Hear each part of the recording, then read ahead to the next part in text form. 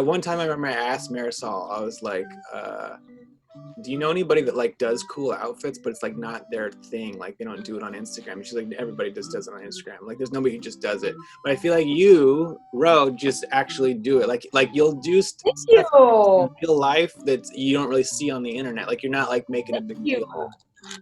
But you It's could totally be one of those people. I don't like the idea of transforming myself in an internet persona. Why? Um, Because it's not a fake. You know, it would be. I think two reasons. I don't think I have the self confidence to do it. Uh, Well, three reasons. I don't have the self confidence to do it. I am not interested in investing my energy in that type of outcome. Like I will invest my energy on creating things in a different way because they're like, more pleasant to me. And lastly, I value my privacy. I don't know. It's like special to me. yeah. But do you feel like if it's kind of like if you're known for that, then it's, you know, you could be known for other things, for doing things, or and that might diminish that. I mean, definitely once you grow a big number of followers, then you can manipulate and use those followers for whatever you want to. Yeah, Like for example, I used to follow this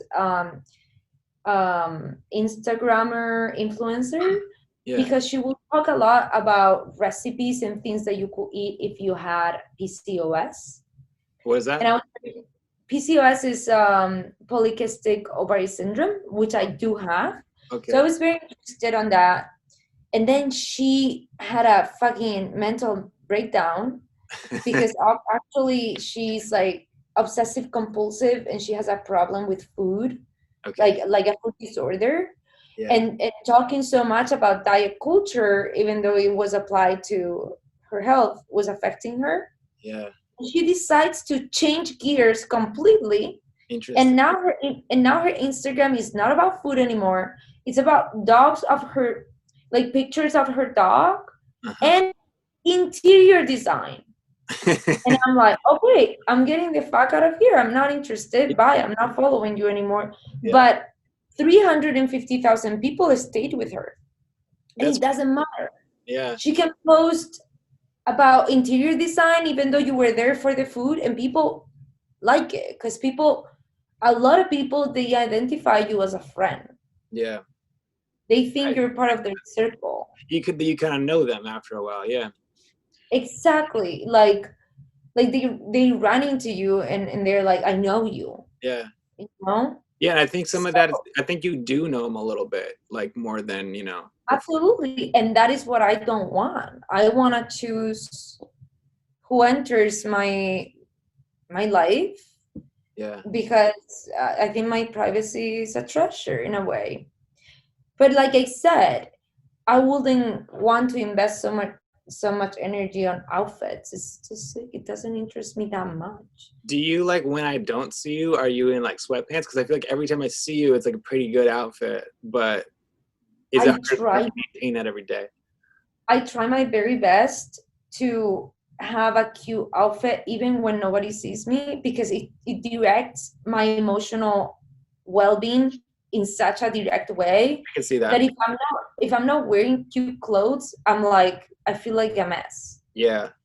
So my main asset lately is I went to Chinatown and I bought these Chinese pajamas Uh-huh. that I, I saw it, like my friend had them and I'm like, oh my God. So it's like a Mao neck with like the Chinese bottoms, super cute. It's like cotton, kind of linen. Yeah. And the jacket, t-shirt, what just shirt, we could say shirt slash jacket, matches the pants. So it's like a complete set. So if I wear it with these glasses, it looks like I'm gonna do like a spoken word at any time or something like that. It's like, and I love it. Rocio, do you ever feel like you're passing the point of no return? Sometimes. Do you ever feel like an apricot trapped in an apple's body?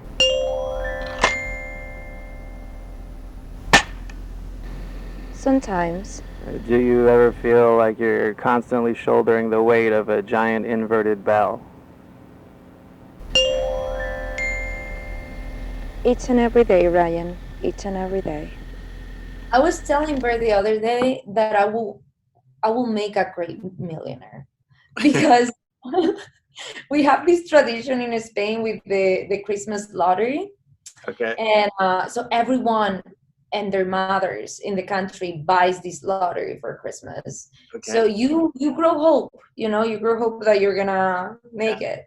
And I was thinking what I will do with the money, and I'm like, I will make such a great millionaire because I think I will create first thing first, like a community center that it will be like a movie theater slash um, organic communal garden slash meeting point, like a beautiful place for people to enjoy, open to everybody. Yeah. But I think I don't have many things, but I think I have good taste. Yeah. And that's something great when you have good taste, because it's like um you have a lot of money and have the tackiest house, Yeah. right? True. Yeah. All those houses with like golden things. Yeah. They But look I like lord houses. Yeah. exactly. But I think if you give me the millions, oh my God, like my outfits are gonna be so on point. Yeah. Wow. Yeah. No, I always think about that. Oh, Like, what kind of house I could make and just weird stuff. Yeah. Like I a like. lot of wrong people have those millions. A lot of the wrong people. Yeah. Just give them to me. I promise you good things for everybody and rocking outfits every day. I hope you win. Did you find out yet, or when is that good? I found out I'm not a millionaire Oh, okay. Maybe yet. next year. Yeah. Yet. There you go. You and I are both. Are we recording this already? I know we're recording. I don't know when it's gonna actually like start. Like maybe I'll like be like, oh, that part was boring, or something. But Okay. we're I'm rolling a spleef. I can see that. We're both kind of directors, you and me. I know. And I imagine oh yeah, so like I think who's watching this later might be probably like people that want to be directors, right? Maybe they're like younger than us, maybe they're not, I don't know. But like what would you tell them that might benefit them? Like what have you figured out that was hard for you to learn and would be helpful for them, do you think? Okay, so I cannot tell much. I have no idea of most things, but I'm gonna tell you about something that might be helpful. Okay. This thing that you just said, that we are sort of directors, Yeah. it's very appropriate because it took me forever to be able to not only introduce myself as a film director, to accept that someone will call me a film director. I will get highly uncomfortable. Yeah. It was like, no, I need to make 10 feature films, Right. win every possible award, Yes. get everyone and their mothers publishing an article about the movies, and then maybe Right. like I'm so hard on myself. Yeah, me too. That I needed to prove it, not to everyone, to myself, that I was that. Yeah. But I think that is directly connected to two things. First thing first, my background. Like, I was born in a working class, middle class family in a tiny little town in southern Spain, which southern Spain is already like the south, it's like a poor area, mostly farmers. My parents were school teachers, but I didn't grow up in an environment in which being an artist was even an option. Yeah. Like, that was a waste of money, a waste of time. Like, are you crazy? That was like a fantasy. That was like a thing that you read in literature, that you see in movies, like literally fantasies. So no, that was not an option in my life. And I think even my creativity, it was something that will come out naturally in me. It was punished. Like, it was like, why are you doing this? Stop doing these nonsensical things. You need to be practical. You need to be responsible. Oh my God, responsible is my parents' favorite word. But you know, they're middle class and they struggle, they hustle, and they work hard. So they want a good future for me. So that's one. When you grow up that way, it takes you forever to give yourself the opportunity of doing that. It takes you to leave your little town, being a rebel, get into a fight with your family who doesn't understand what you're doing, and obviously they're not going to support it because they believe you're going to end up homeless. It takes you to do the emotional work of telling yourself, hey, you can be the things that you want to be, and you can be the things that you naturally are, because honestly, I don't think I chose to be this. I think this is the only thing that I'm good at. That's Honestly, too. Yeah. like I'm not that good at many things. Right. I mean, don't say that. You even play music. I'm horrible at music. Like I'm like really, Yeah. like it's be like visual language. I think is my thing, and it's just it comes out natural. But it took me forever to treat myself right and to tell me, hey, you're allowed to do these things. You can do these things. So that's one, and then the second one is the privilege that we all are given in life. And I feel like some people, and this is directly connected to the first reason, actually, it could be the same reason in the end of the day. Like, I think a lot of people, they have a trajectory that is almost a straight line, probably because their circumstances, and they go to these institutions, like, let's say, a high school that is focused on arts, or let's say this very prestigious college, or this master's degree, or this graduate program. And in these programs, they tell you, hello, you're an artist, you're a filmmaker. Yeah. And you believe it. Yeah. And because somebody else told you that you are, you believe it, and that is very helpful. And not only that, you have the quality stamp from these institutions. Yeah, like CalArts, I feel like it's kind of like that. Oh, CalArts is 100% that. Yeah. But what happens that CalArts is a beautiful example. I always dreamed to attend to CalArts, but it's extremely expensive. Yeah. It's not available to everybody. Yeah. Most people that attend these schools, and this is a reality, are coming from wealthy backgrounds. Some of them, they have scholarships, which I cannot even apply to because I'm an immigrant. But I mean, that's my life, and it's irrelevant. I'm like, what I'm trying to say is, when you go through these institutions, you get this stamp that it's like, okay, you're a filmmaker by this stamp, right? So you start believing, and oh my God, the power of believing that something is possible, it's way bigger than the power of your own talent. Yeah, right. I agree. Like, you probably have the potential of claiming a mountain, but if you don't believe you're able to get out of bed, you won't. Yeah. Like, the moment somebody tells you, hey, you can do this thing, you're like, oh my God, can I do this thing? And you just go and do it. Yeah. So for me, I read recently in this beautiful book called Here Now. I think Here Now. Okay. It's the book by Ram Dass. Okay. I don't know. So it's a beautiful, beautiful book. It's a book that years ago came into my hands, and I look at it, and I've read another person saying the same thing about this book. I looked at it and I was like, wow, this is kind of beautiful, but very random. I don't get it. And then after doing a lot of therapy, emotional work, spiritual work, I looked at this book again and I was like, oh my God, I got emotional. I was like, everything I've learned is here. It was here the whole time. And it's a book that, in the end of the day, it talks about being present. Mm-hmm. Being present and cultivate a good relationship with your ego. But anyways, I read in this book something that really stood with me related to this.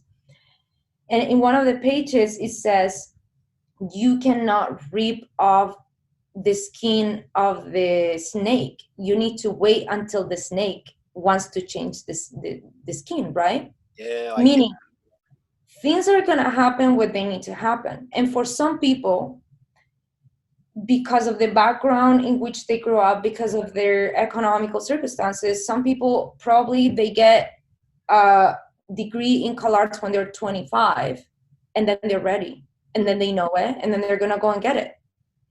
For some other people, it's going to take longer. It's going to take you to meet the right people.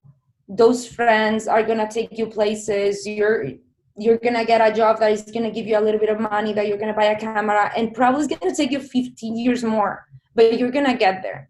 That's what I'm learning myself. And then I'm also learning in my case, because I mean, at this point, you can only guess that I don't have a degree in color arts, but I'm learning about the power of being self-taught. I buy a lot of books. I read them. I experiment. Most of the time, I'm terrified. I get this giant anxiety of what are you doing? Because you're alone and you're going to fuck up. Yeah. And every time you fuck up, you're like, okay, I'm a failure. I guess I need to quit. Yeah. But then you need to go like, oh no, let's do it again. And even though 90% of the time I will be whining and going like, I just want to have a degree in color arts and all those connections and all those amazing mentors. I want James Benning to see my movies and Shannon Lockhart to give me feedback. But then there are moments, there is this 10% probably that I'm like, you're doing really good. You did this by yourself. You worked really hard. You got those books. You set up your own Moviola and your own 60 millimeters editing station, and you did it all. You watched those YouTube videos, girl. Yeah. So yeah, you that's made that's all I can say to these people. That I don't know what it means, but these are things that I've been going through, and I think somebody out there maybe is going through the same. Yeah, because not a lot of people have a lot of money. Right. Yeah, and it's super expensive. It's like that's the most expensive art form. It's really true. I would say the same kind of thing, that like just sort of do it and expect to mess it up like 5 times, and then like that might suck. Like you shot that whole thing, it didn't come out, but just get through that. You could get through that in like a month or two, right? And then like you'll be fine. But I was gonna ask you too, that kind of relates to that, is I always see you as being like, you react to things as being like kind of funny and it's not a big deal. But you'll tell me things like, I remember when we hung out, maybe last time I saw you, and you were like, oh yeah, that like I shot 3 rolls on that video, and it's not on video, it was a music video, but of film, and one of them didn't come out, something, it didn't get loaded right or something. And like when that happens to me, I'm like, I want to throw this fucking camera on the ground. Like I need to like do something else with my life. Like I shouldn't be, like you're saying. But like so you'll say that you felt bad about that, but like I don't see it. Maybe I just haven't been there when that's happened to you. But like, do you really take it hard like that, or like it's not that bad for you in the moment?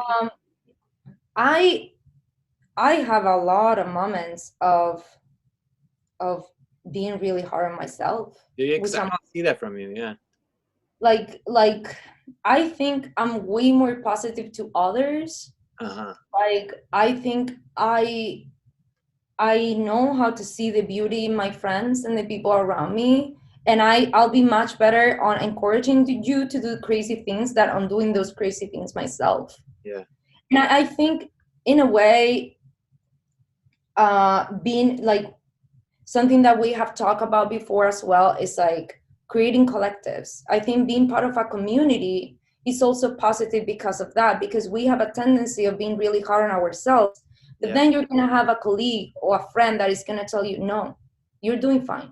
And it's going to remind you the work that you've been doing. And that's why it's so important to not do this completely alone, which I've been completely alone so many times. And I've been so stubborn to not ask for help because I don't want to bother anybody, but also because there's a big part of ego as well. Like I don't want to admit that I don't know how to do this thing, right? I'm a strong, independent woman. So, but no, community, the power of community and finding like-minded people that are gonna remind you that you're doing fine, I think that's very powerful. And that's why I've been probably super positive to you, but then in my daily life, I'm really hard on myself. Yeah, well, that's interesting because I'm the same way. It's funny that I would say that I wouldn't have thought that you know, were hard on yourself like that, but maybe that's just how everybody kind of is. They're all harder on themselves than they are on, you know, other people, even then when they're doing kind of the same thing. I don't know, because throughout my life, I've met a lot of artists and filmmakers who Yeah. are so confident on their process. Really Oh interesting. my God. And when I look at them, I'm like, wow, like, look at you. And then, but like, is their Look, stuff good? Do you like it?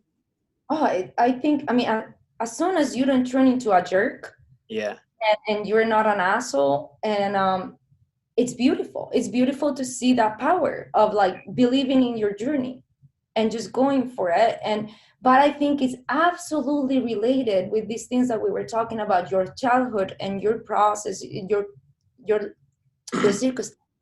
Like if you've been receiving positive reinforcement constantly and you have these backup from institutions and da da da, of course you're going to feel more secure about your journey. You're going to be also more educated about how to be an artist, because Yep. this is it's a profession, and it takes discipline, it takes work, and you're going to be trained on that. So yeah, power of community. That reminds me of another thing I was going to say is, let's talk a little bit. And you said that you grew up in a small town, mostly farmers and stuff. But like, you have like a weird brother too, right? And like, Oh yeah, my brother is amazing. My brother speaks so many languages, okay. like from Icelandic, Danish. He's bilingual in French, and also like Slavic languages. Uh-huh. He's very special. He's very special. We both were the weirdos in that little town, no doubt about it. How do you think you got to be the weirdos? Would you like, and it's your own origin story, but like how so it's kind of hard to tell maybe for yourself, you know, but like, because I think about myself in that way where like, if I tell you what my childhood was like, it sounds pretty normal, you know what I mean? But something wasn't, right? Obviously. So like, what would do you know, like, have you thought about that in your own life?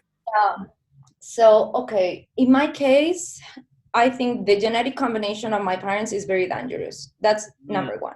I'd say Because that. two out of two, you know, 2 out of 2 are weirdos. But like, That's how what. so?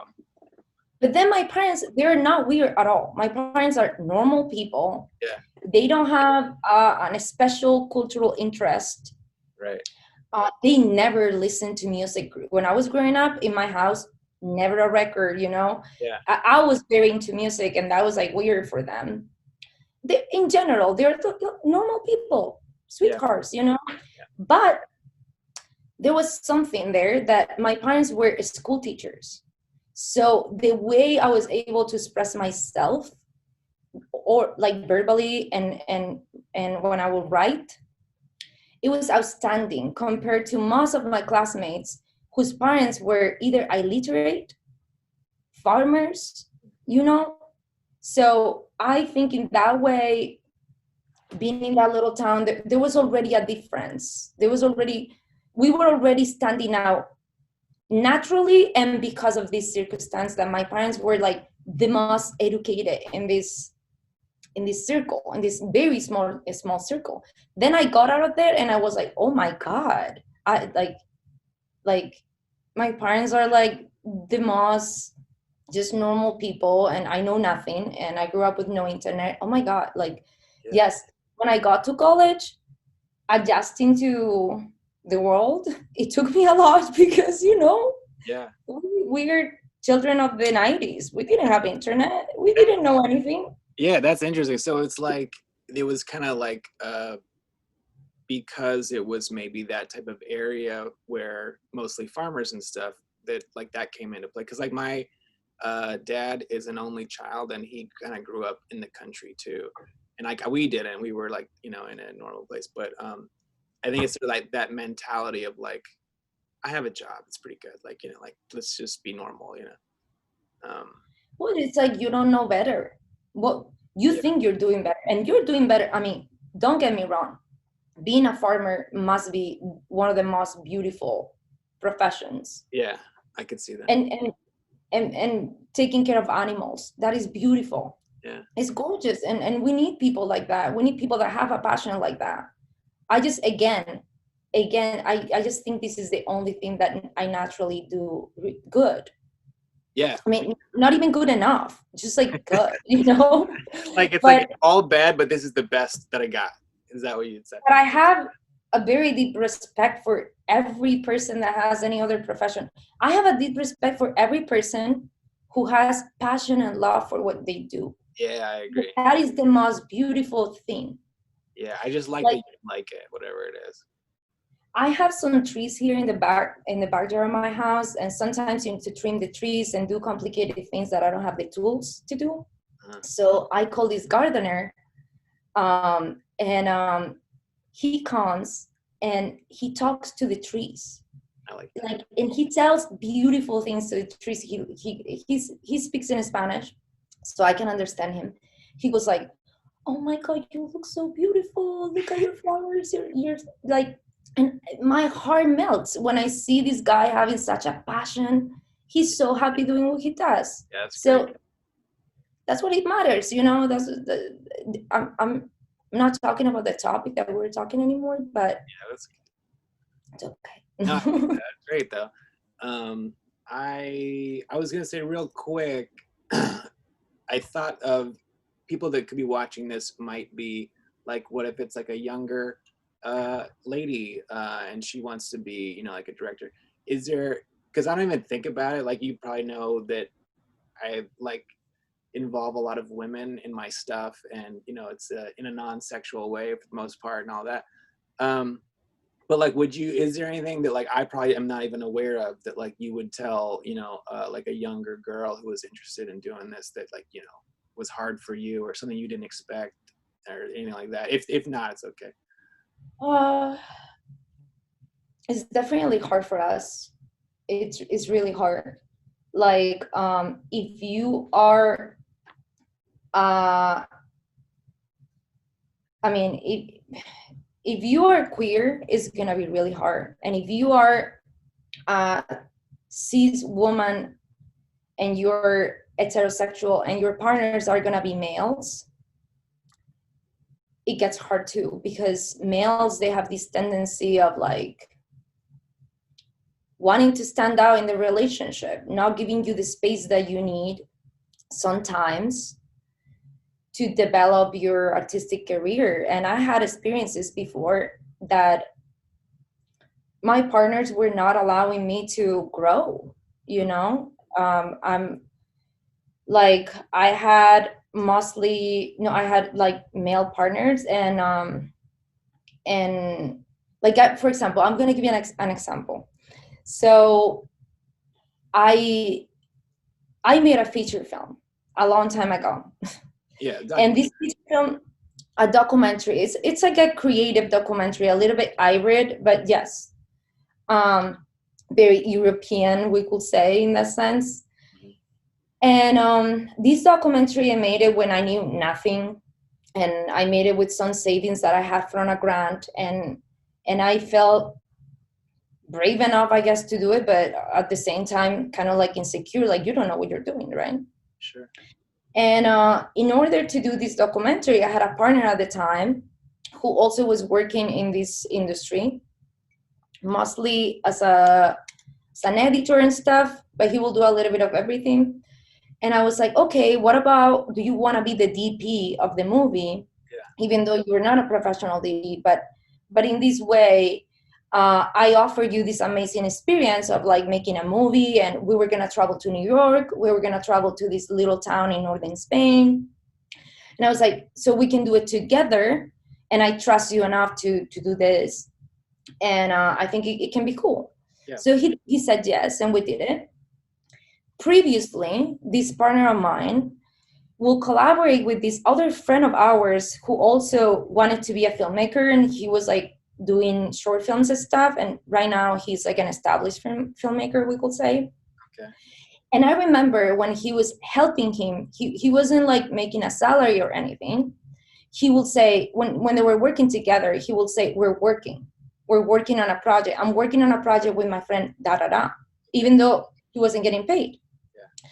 But when we were working on my movie, I remember one day that things were not going smoothly. And he told me, hey, I'm helping you out with this. So I shouldn't be waking up at 6 a.m. I don't remember what it was, but he was like, I'm helping you out. And I'm like, oh, you're helping me. I thought we were working together. And he's like, no, it's your movie. So it's your movie, so I'm helping. Yeah. And I'm like, well, it's our project the moment I invited you. But how come that when you work with this other friend of ours, you say I'm working and you don't say it's your movie, right? But when you're working with me, you're like, I'm helping you. Right. And that made me feel really shitty. Yeah. That made me feel like he didn't trust me. He didn't believe in me. Yeah. That I was asking for a favor to the people that I love, that I was putting them in trouble. So I'm just going to say that for women, surrender yourself by other women and a lot of queer people who are probably going to be most likely the ones who are going to see the light in you before straight men are going to see the light in you, unfortunately. If you started out with that, though, that might be a good like kind of strategy, right? Because then you get a couple, and then people would know you maybe already, and it might be an easier start, huh? It makes sense. Yeah, like I would say, so like find other women. I think, and queer people, because I think they're gonna understand you a little better at the beginning.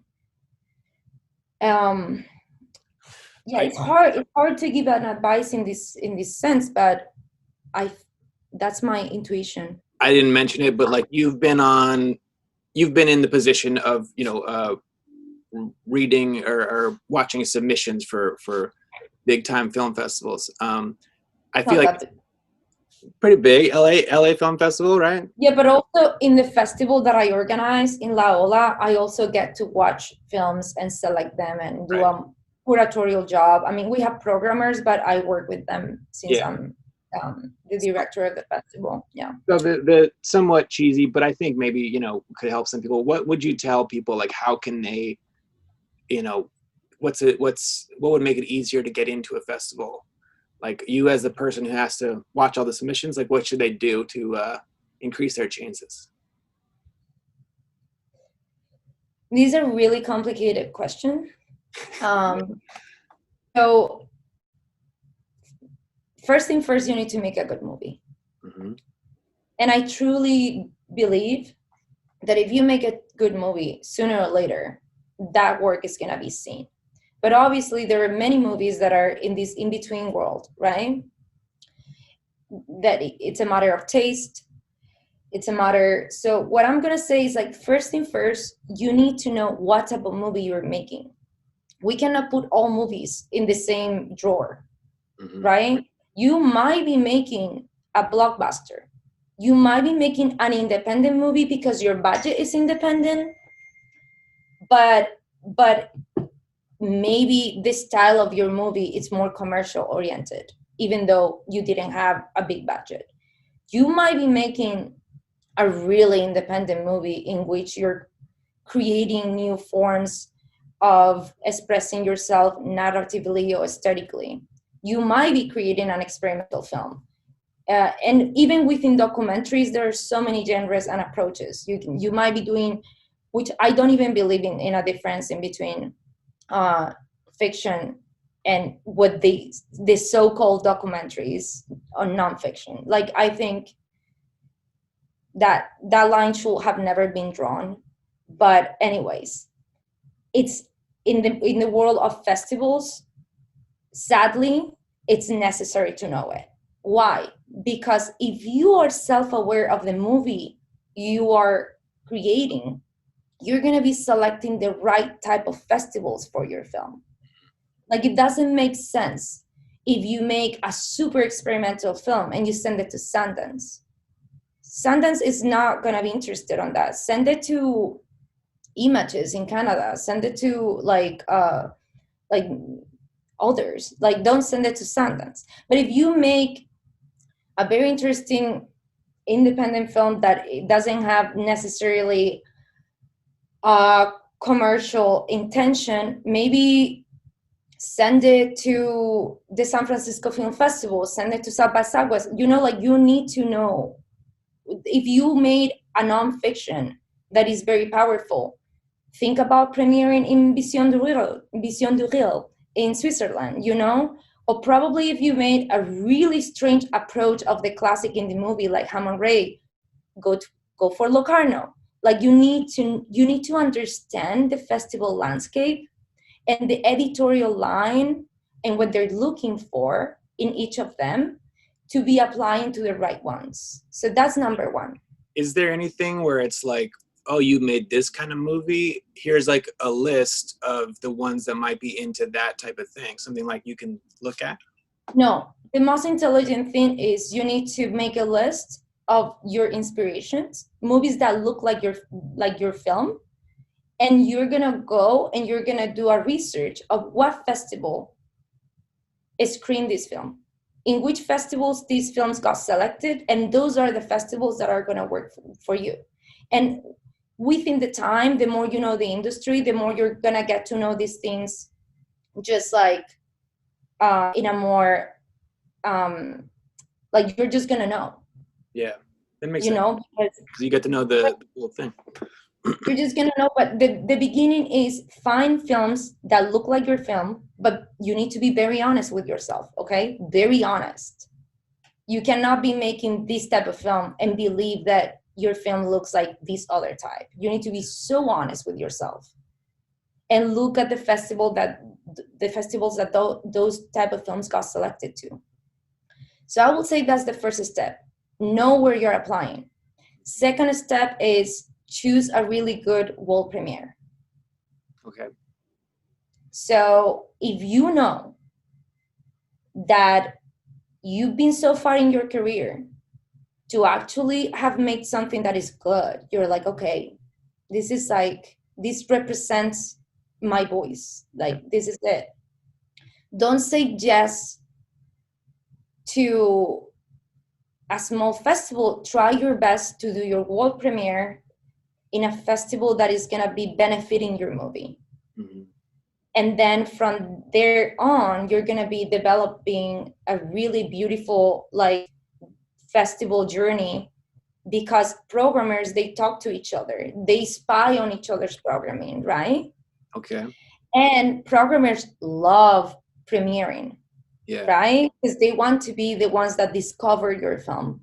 So your world premiere is very important. The first festival in which you're going to screen your movie is really important to get to go to other similar festivals. Yeah, so you right? hang back, wait for a good one, then like leapfrog off of that one. And when I say go to the festival that is going to benefit your movie the most, I mean that if you're working on a very experimental film, a nonfiction film, and you decide to go to the right type of festival in which what they showcase is mostly that, the film critics that are going to attend to that are going to be sensitive to that material. Yeah. The sale agents that are going to be buying films, they're going to be interested on that material. The press, I already said the press, but the distributors, right? They're going to be interested. But if you go to the wrong festival, all these people, they're going to see your movie and they're not going to want to acquire your movie or to write about your movie. That you're not going to get not a good review. You're probably not going to get a review because probably it's not fitting for what those film critics are looking for. So get to know those festivals and choose in a wise way. And of course, this is undeniable. Having contacts is going to help you. I mean, this is not a surprise for anybody. And we go back to what we were talking at the beginning. If you've been attending amazing universities, you're going to have more opportunities most likely you'll have those contacts. So If you how do you mean though, having contacts, like people that work at the festivals, or that just, or what? You might know some programmers, you might know some other producers that have been distributing films, and they're gonna advise you well on how to follow this path. They might put you in touch with the right person. They might go like, oh, this film is actually perfect for this festival, and I know someone there. And I don't believe in networking. I just don't. Okay, I think that's what's gonna no, you always need to do what you need to do. And by doing what you do, you'll get there. happen. So don't It- go out of your way to network to But, then get into but, festivals. but never stop doing what you're doing. Uh-huh. So, like, if you put your heart in the right places, if you go to the screenings that you genuinely like, Yeah. once and again and again and again, you're gonna start running to the same people, into the same people when you go to these screenings, because these people also like these things. Yeah. You're gonna end up grabbing a beer with them, becoming friends, and then you're gonna establish a relationship with these people. But you didn't do it because you wanted to network. It's because you're following your true self to these places. But you need to be active, right? You need to go and do it. Yeah, I think that's really good, because I don't know about other people, but a lot of time my instinct is like, this might be good for you. You should do this. And then it's like, okay, and then I'll do it, and then maybe I get into it once I'm there. But I think you're right that if you don't do that at all, and you just stick to like, I actually want to do this, then that connection is like honest and strong, and it's not like work for you at that point. And then it would be more, who you see on that path is going to be like who you should be seeing, kind of like what you're saying. That makes sense. Yeah, and I guess we go back to this idea of creating collectives and community, Mm-hmm. because that's the way in which you connect with like-minded people. Meaning, for example, we live in Los Angeles, right? Mm-hmm. So many times I wonder myself, how did I end up here? Well, I know the answer. So I got a grant to study in the United States. Uh-huh. And they told me, you can either go to New York or to LA. And I was at the time obsessed with Californian Garage. Like, we will listen to it in MySpace back in the day when Ty Segall released his first tape, right? Mm-hmm. So I just wanted to come here and to go to shows. I wanted to listen to live music, meet all these bands that I was crazy about, and dance and have fun. And when I land in here, I realized that this is Hollywood. And believe me, I thought Hollywood and Los Angeles were like different cities or something. Yeah. Then I realized, oh my God, it's the same thing. What am I doing here? This is not what I want to do. I don't want to work in Hollywood movies. Mm-hmm. For a long time, I was like, am I doing the wrong thing? Like, should I be pursuing these things that people in this city care about? But it was so clear to me that the answer was no, do not.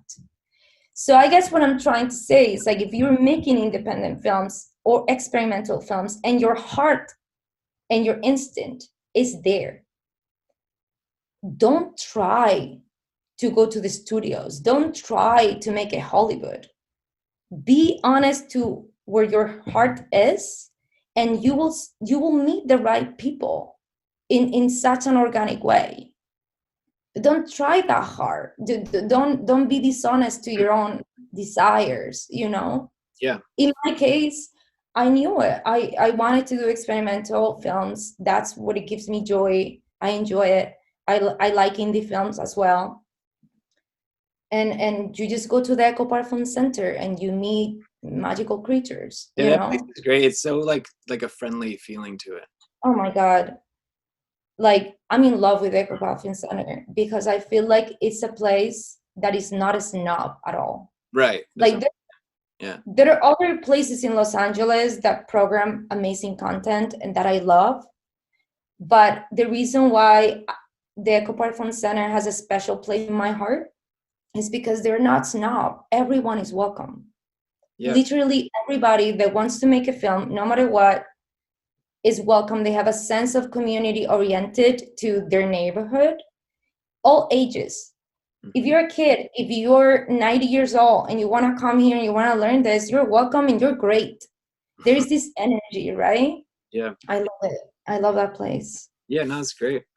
So you've made documentaries, and now you're working on your first narrative feature, right?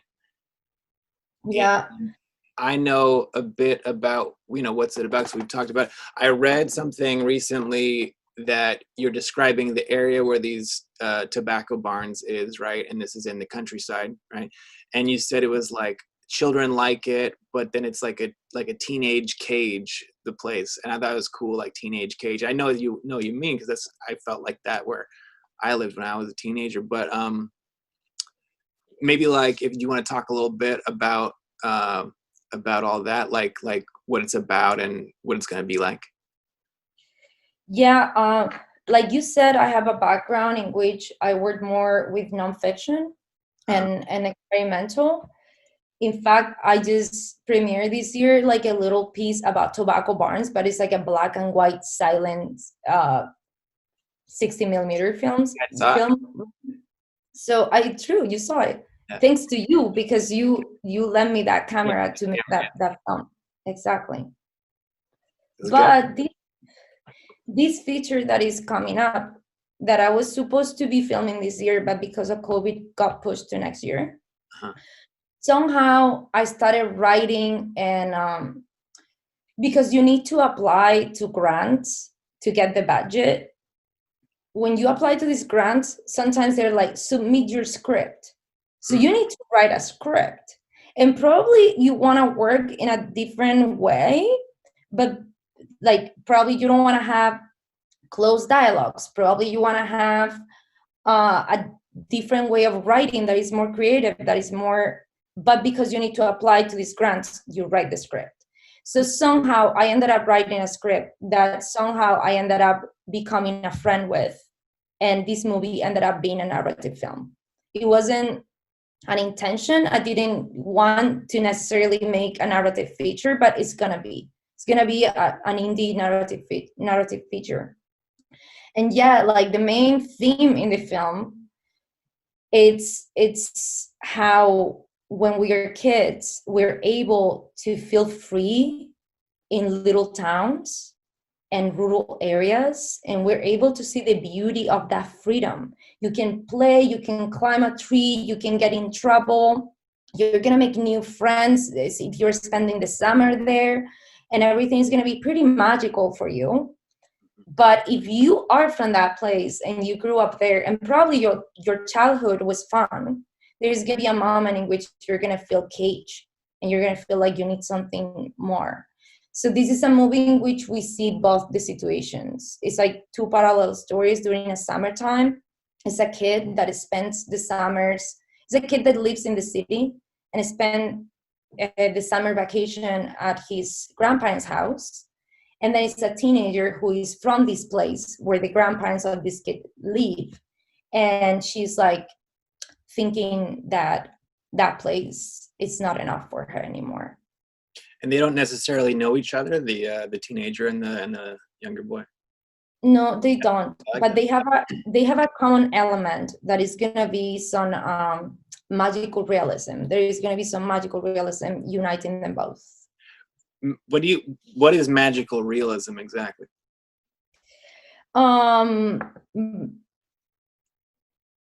So when I think about magical realism, I think about a pichapon, like Uncle Bonmi, who could recall his past lives, for example, in which you're mixing traditions and landscaping and folk stories with some magical fantasies that might be coming from also traditional stories or just the beliefs that we have connected to our higher reality.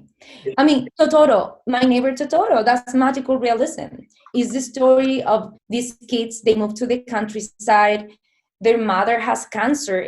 Everything is very real in this movie in Totoro. Like cancer, okay? Like it's heavy. Yeah. But they happen to meet this creature, and this creature is like really magical. And that's magical realism for me. Yeah. Okay. No, that makes sense. I get that. Yeah. Can you want to talk about like what was your writing process like? Like how long did it take you to write things? You haven't written like a whole lot, right? Before that. No, And no. was it maybe different because you thought it was gonna maybe be a documentary at first, or like how, I don't know, how was your writing process with that? Like what your daily kind of Yeah. When I did the treatment of the movie, I wanted to do it more like a creative documentary. I wanted to work with real people and like find characters that will have similar lives to the characters that I was portraying in the film, and Okay. and then work with them creating these scenes. Yeah. I'm still gonna work with non-professional actors because it's how I want to approach this project.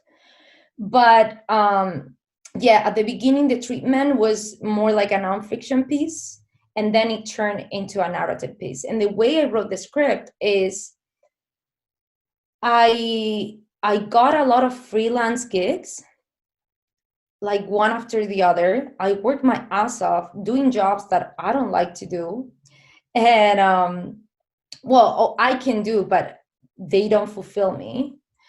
And I saved a lot of money enough to not to have 2 months of rent covered, right?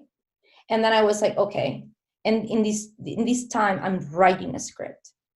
So every day I will sit and I will write, and I will get scenes every day. I will sit in front of the computer and I will write like between 2-5 pages, sometimes a little more, sometimes a little less. And then after a month, you realize that if every day you write 3 pages, you have a script, you know? And of course, the first draft is going to be messy and it's not going to be that good.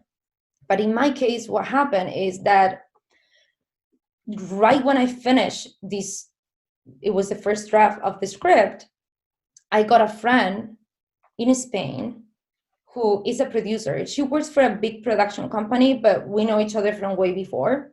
And she was like, hey, you told me that you were writing a script, right? Sundance is looking for first-time filmmakers. They want to discover new voices for this screenwriting lab that they have for Mediterranean countries. She was like, they reached out to me for me to send them projects that I have in my production company, but because I work in this bigger production company, the directors we work with, they're more established directors, even within the independent sector. And she was like, so if you think you're ready to share your script, and I was like, why not? So I translated the script to English because I wrote it in Spanish, which is my mother tongue. Yeah. And I sent it out and I got selected. Yeah, that's which was like insane. Like I was like, what? And yeah, so that definitely gave me the confidence on believing on what I was doing. And that's what I was talking about before. Sometimes we need somebody, either a friend, an institution, somebody to tell you, hey, you're doing right. And that was key for me to know that they were trusting in what I did. And that gave me the strength to do many other drafts of that script. And that was the first draft that you sent? That was the first draft. The first draft. Okay, that's great. Yeah, first draft. And so like when every day it took you about 2 months, you said? I would say I was prepared to work 2 months, but I would say it took me a month and a half. Okay. It's when you got up each day, and I know you said you only try to, your goal is like 3 pages a day, something like that. But like, what did you go pretty much start to end? Or like, did you look at, I think the structure will be like this and try to hit points along the way? Or like, how'd you go about all that? I think it depends on the project that you're working at. Because first thing first, I was still working during that time. I was still working on the film festival that I organized. So I will wake up in the morning, answer emails. That's the first thing I will do. And then I will sit and I will write. Mm. Making clear that you can combine writing with other stuff, but it takes a lot of work. So it depends on the project. Right now, for example, I'm writing another feature with a friend. Mm. And we're reading a lot of books about the topic. We're having a lot of talks about the concepts that we want to work with. And we're writing an outline of the plot, like the skeleton of the plot that then we're going to address with all the topics that really we want to touch, right? Yeah, I think that's a good way to do it. But in my case, in this movie that I wrote, I think it was so close to home that I didn't even need to do that. So scenes were just coming to my head. Yeah. And I will go on long walks. So I will work in the morning, send the emails that I need to send. I will go on a long walk where I will get ideas and images. It was springtime, so it was beautiful because springtime in Los Angeles is the best. You go on a walk and you see all these flowers, everything's blooming, sky's blue. And I feel very comfortable in springtime, like it gives me power. So I will go on these walks and I will see these scenes, and then I will go home and write them. And they were coming one after the other, one after the other. I don't advise this to anybody, because then when you have all the scenes and the structure is not going to be solid. And you need to rewrite, and you need to move things around, and you need to work on moving things here and there. But it worked for me because it was a topic that it was very close to home. But sometimes you're working on an experimental film, and probably you don't need to do any of this. Probably you're working on an experimental film that is based on the color red. Yeah, it's like a visual thing. And yeah, the color red in the landscape of Southern California. And probably what you need to do is you need to do a mood board with images, and you need to read books, and you need to decide techniques that you're going to use, and you're going to do some research and interviews. Like, it depends on the project, really. It depends. So when some of those the scenes you were coming up with, were they things that actually happened to you as a kid at all, or not like that? Some things did. Some things happened to friends of mine. Some things. And I did this thing. I posted on Facebook, and I asked.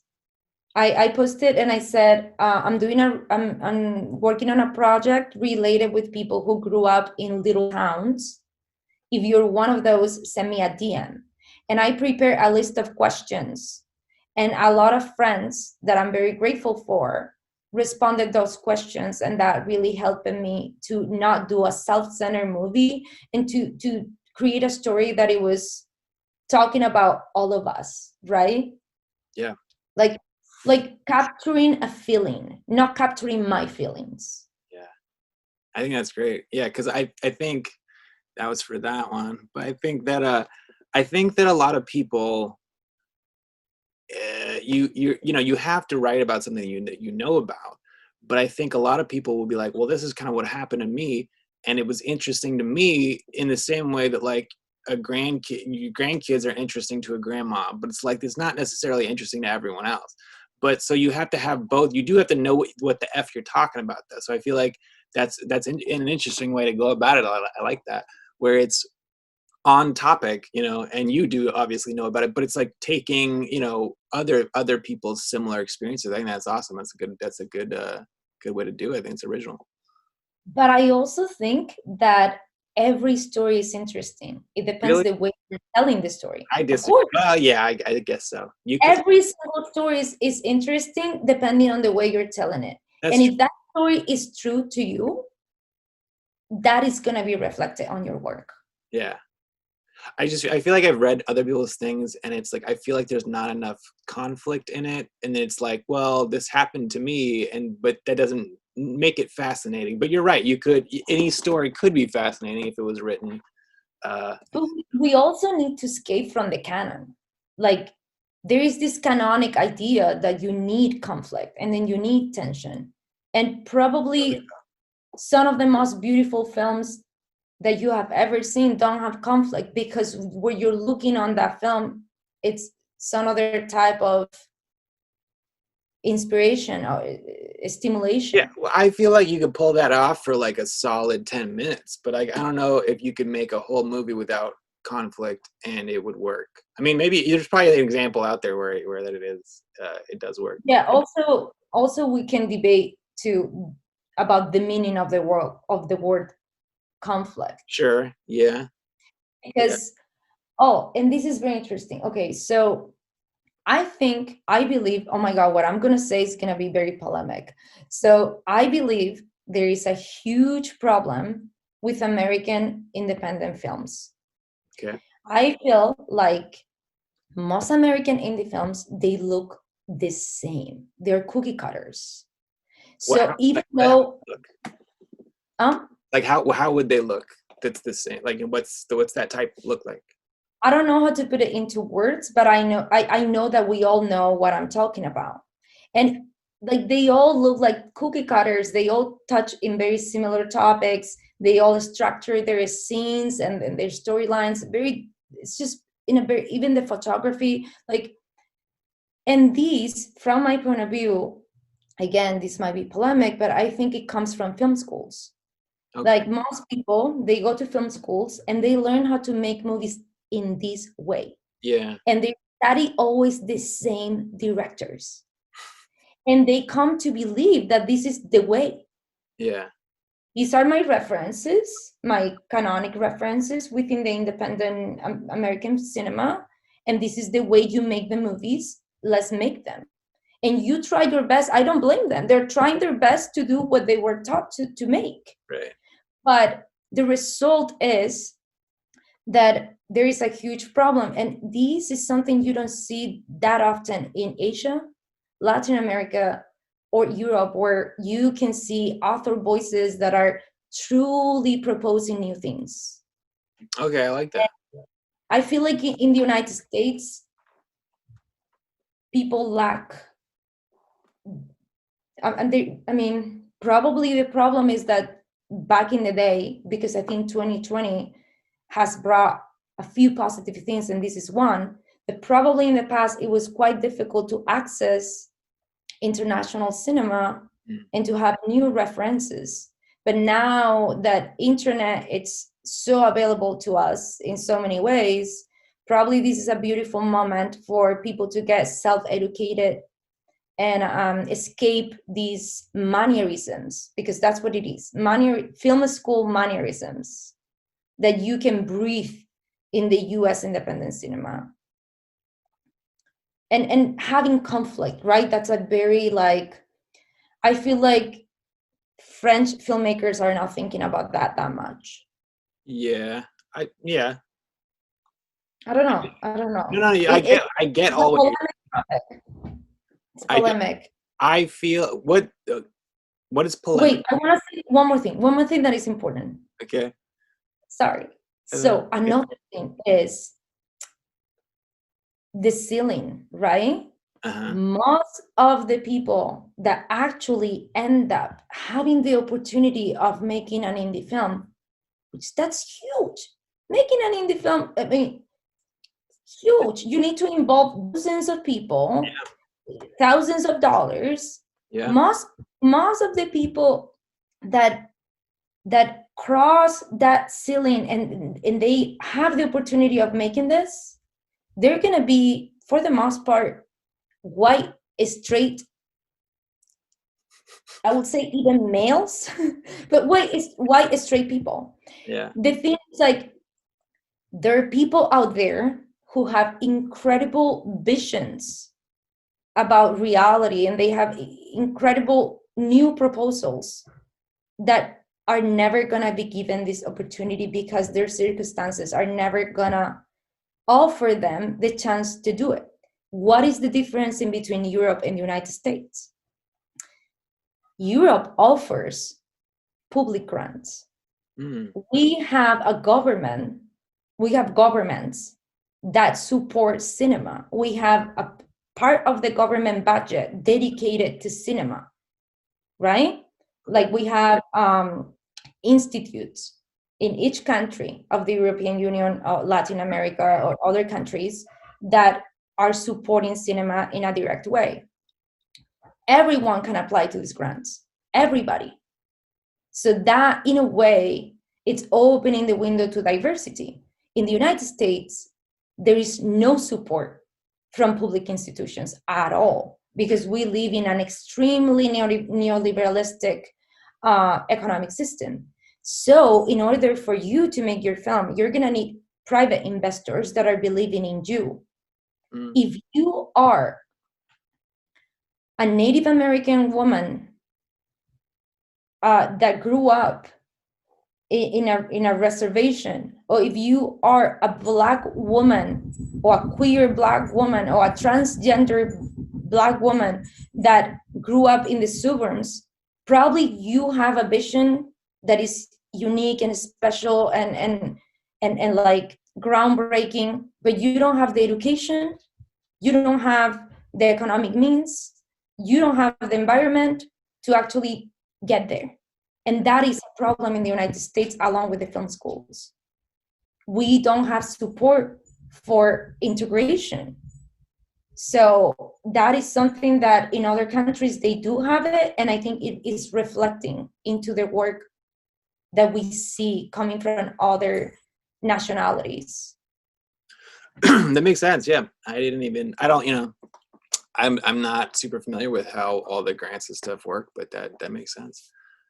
Speaking of that, we need urgently, we need the government of the United States to offer opportunities to artists, not only just filmmakers, that come from all backgrounds.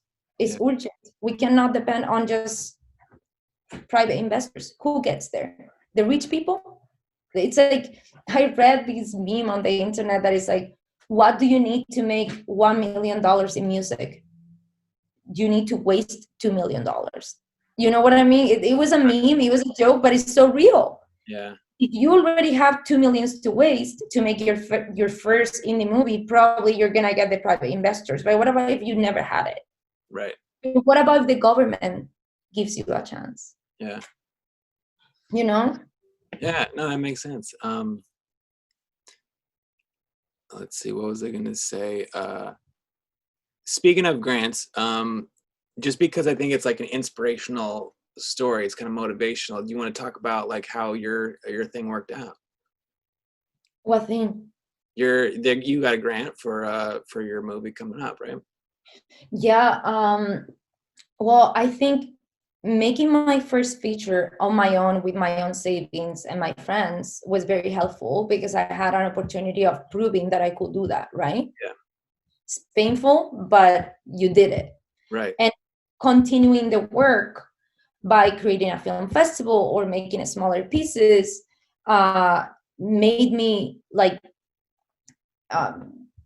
it created a career that made other people trust me, right? Yeah. So I got a producer that trusts me and was like, okay, what you wrote is really interesting. Sundance also liked it, so I think I'm gonna work with you.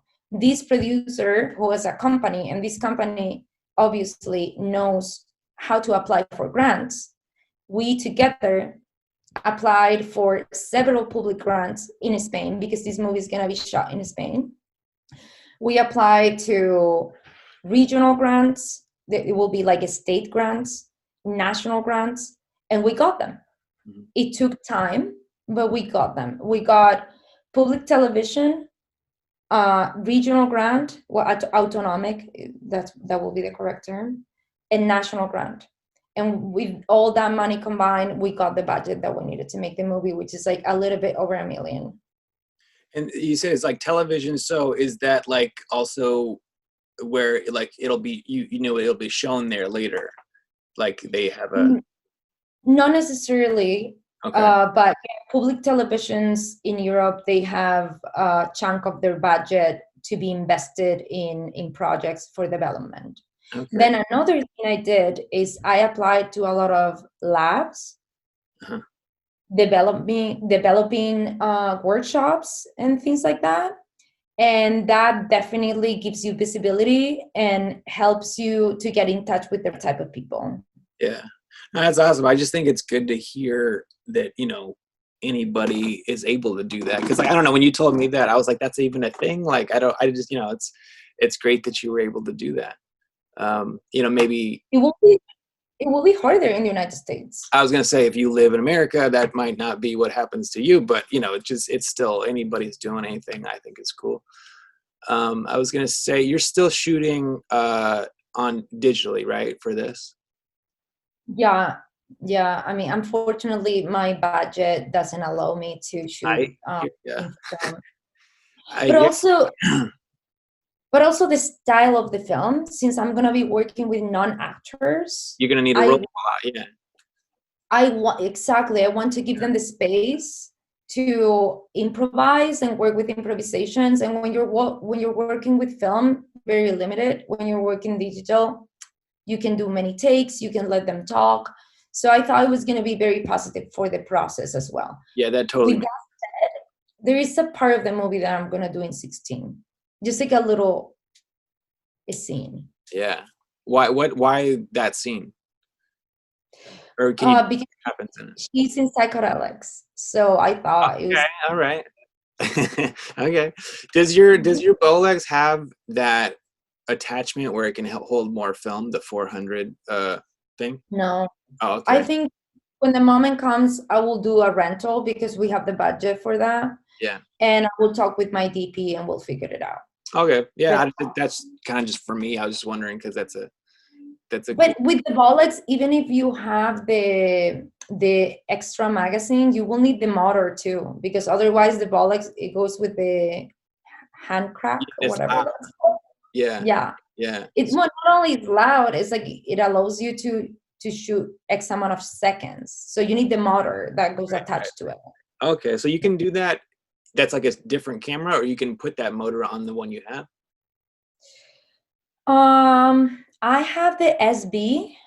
Okay. So I think yes, you can put the motor, but you cannot put a bigger magazine.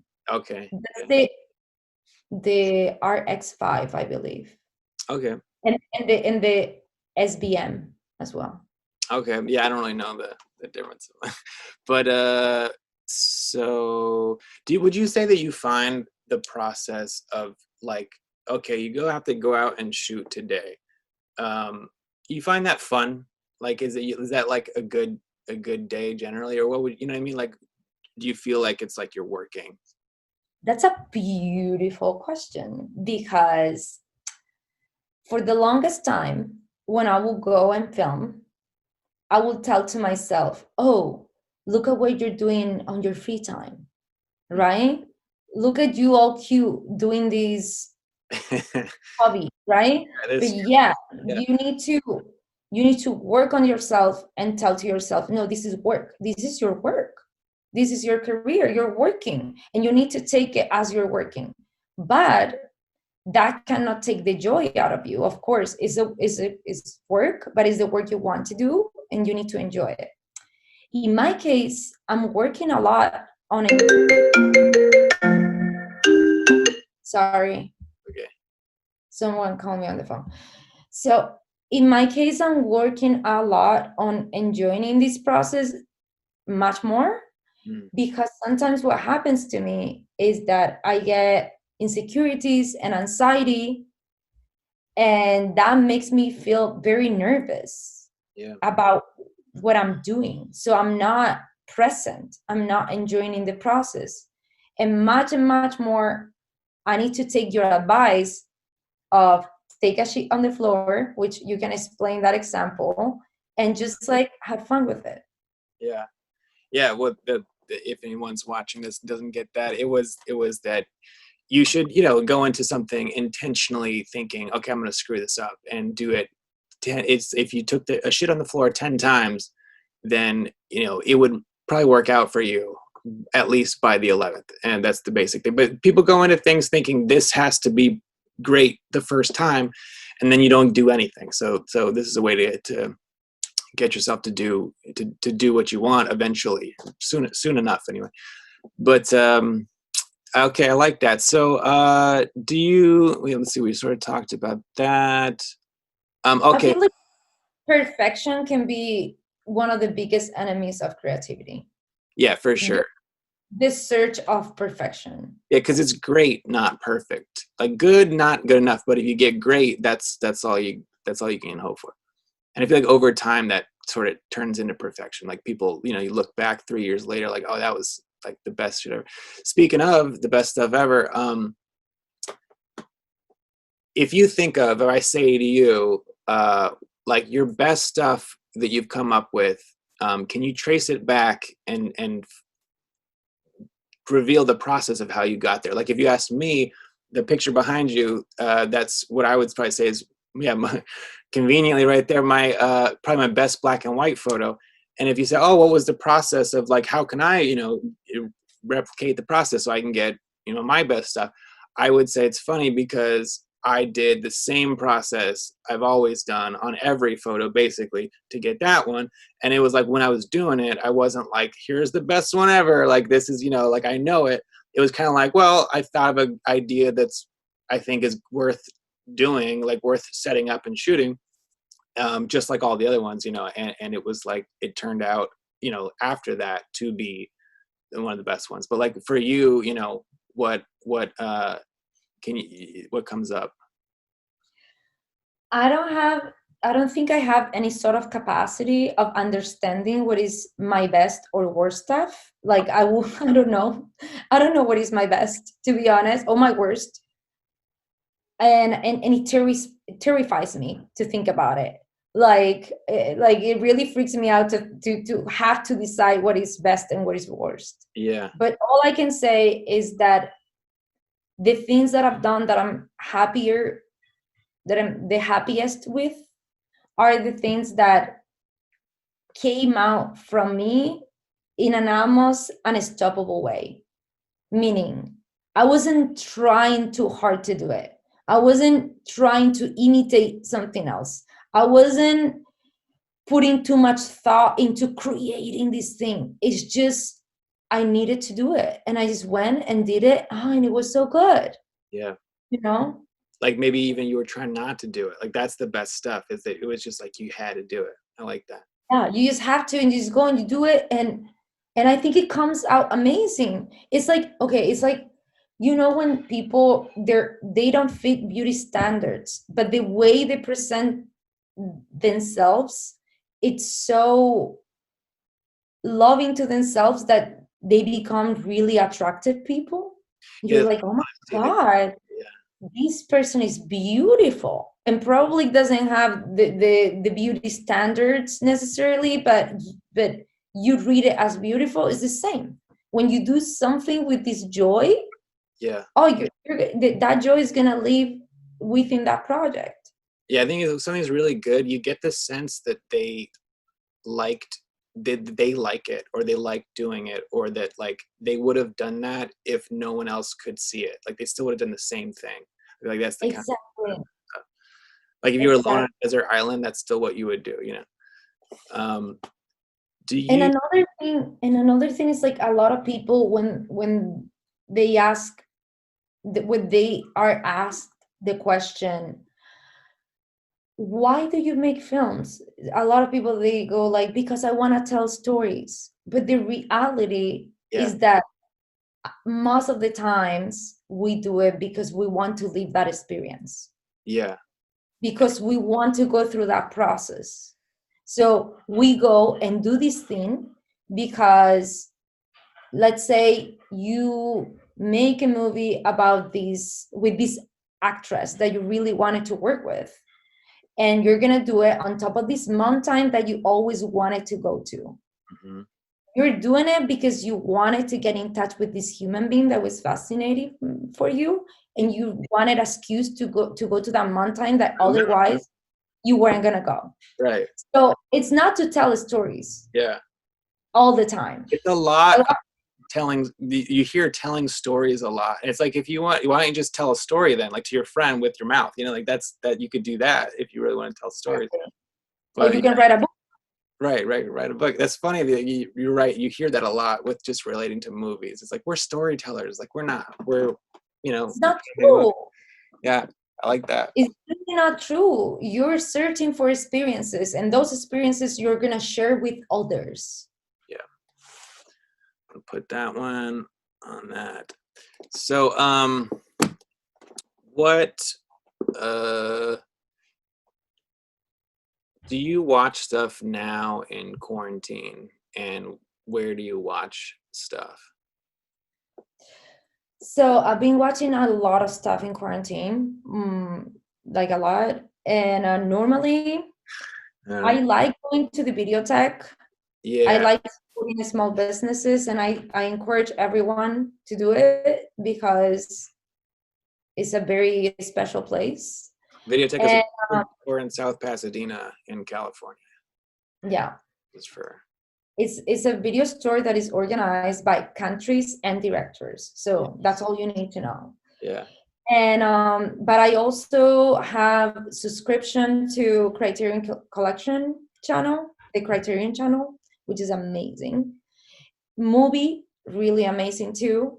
And I've been trying to use I've been trying my best to use virtual cinema in platforms that they give a chunk of the box office to local theaters in order to do my part and support local theaters. So there are different platforms where you can do that, and you can support, for example, like the Kino platform, Kino Lorber. Okay, yeah. And many others, many others, where you can support your local theaters. So you'll like pay to watch a movie on demand there, and then they give a percentage of that to a theater. Like right now, it's shut down. Yeah. Okay, that's it. Yeah, and those are movies that just premiere. So they're doing virtual cinema premieres. And so they are on theaters, right? And then you go to these platforms and you put your zip code in some of them, and they give a percentage of these benefits to your local theater. Yeah. Yeah. Okay. Cool. What's your opinion on 3D movies? My God. Okay.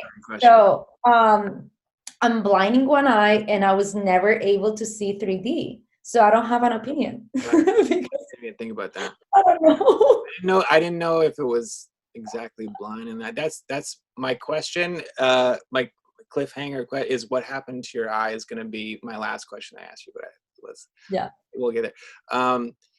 I wrote like, sometimes I write stuff like we're talking about, like the 10 bad take a shit on the floor. Sometimes I would like write things that are going to be bad as questions, and then this is when I kept that was like the stream of consciousness. It was like, do you think this is just like fucking pointless? That was one of the questions that I wrote down to not say to you. But what would you say? Like, do you have those moments? Because I don't see you as having those moments. I have those moments like all day. Are we still talking about 3D?